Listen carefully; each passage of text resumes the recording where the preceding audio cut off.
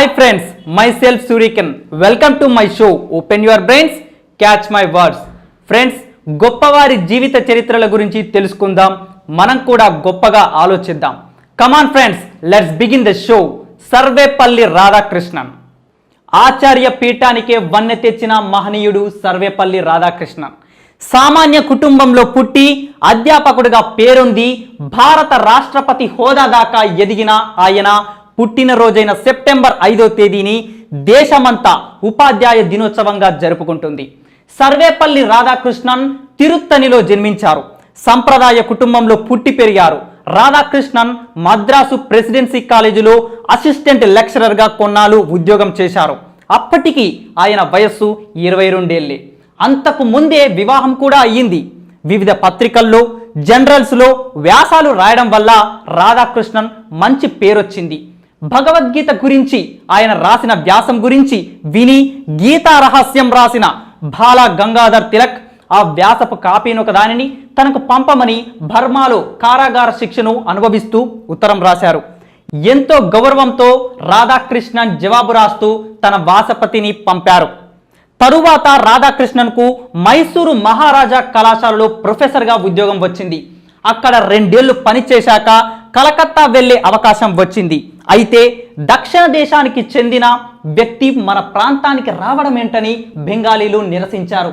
అయితే university vice chancellor Mukherjee పట్టు వీడక రాధాకృష్ణన్ అంటే ఏమిటో కలకత్తా వాళ్లకు తెలియాలని ఒక బహిరంగ సభ ఏర్పాటు చేశారు.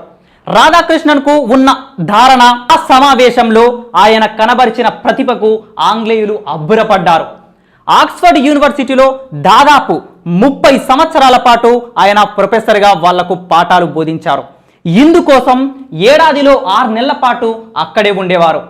ఇదంతా సాగుతున్నా ఆయన తన రచనా వ్యాసంగాన్ని ఎన్నడూ వీడలేదు. భారత దార్శనిక శాస్త్రం అంటే ఇండియన్ ఫిలాసఫీ అనే 1300 పేజీల గ్రంథాన్ని 2 పుస్తకాలలో అందించారు. భారతీయ తత్వంతో పాటు పాశ్చాత్య చింతన విధానాన్ని కూడా అధ్యయనం చేశారు. దాదాపు 25 గ్రంథాలు రాశారు. ఒక గ్రంథంలో సర్వాంతర్యామిని అనుభవ సిద్ధం చేసుకోవడానికి కేవలం మంత్ర ప్రబోధం కానీ శాస్త్ర జ్ఞానం కానీ చాలదని, ఆ అనుభూతి సత్యస్ఫూర్తి వల్లనే కలుగుతుందని చెప్పారు. రాధాకృష్ణన్ అనువదించిన గ్రంథాలలో ముఖ్యమైనవి బ్రహ్మసూత్రాలు, ఉపనిషత్తులు. అప్పటి వరకు ప్రొఫెసర్గా ఉన్న రాధాకృష్ణన్ 1931లో ఆంధ్ర యూనివర్సిటీ వైస్ ఛాన్సలర్గా ఎన్నికయ్యారు. పదవీ విరమణ తర్వాత బెనారస్ హిందూ విశ్వవిద్యాలయ స్థాపకుడు మదన్ మోహన్ మాలవీయ అభ్యర్థన మేరకు ఆ యూనివర్సిటీకి వైస్ ఛాన్సలర్గా వెళ్లారు. ఆ సమయంలో గాంధీ గారి నాయకత్వంలో ఉద్యమం జోరుగా సాగింది.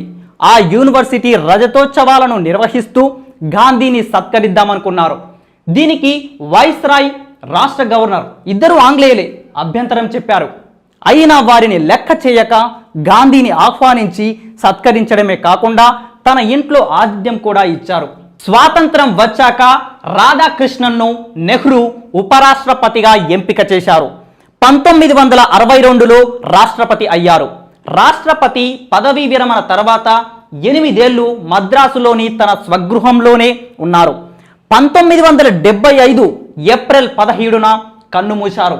ఒక సామాన్యమైన కుటుంబంలో జన్మించి కేవలం తన ప్రతిభ వల్ల అత్యున్నత స్థాయికి ఎదగడమే కాకుండా సమకాలీన మేధావులలో ఒకరుగా ప్రపంచమంతటా గుర్తింపబడిన తత్వశాస్త్రజ్ఞుడు, రాజనీతిజ్ఞుడు సర్వేపల్లి రాధాకృష్ణన్. చూశారు కదా ఫ్రెండ్స్, సర్వేపల్లి రాధాకృష్ణన్ గారి గురించి. ఇలాంటి మరెందరో మహానుభావుల చరిత్ర గురించి తెలుసుకోవాలనుకుంటే మన ఛానల్కి సబ్స్క్రైబ్ చేసుకోండి.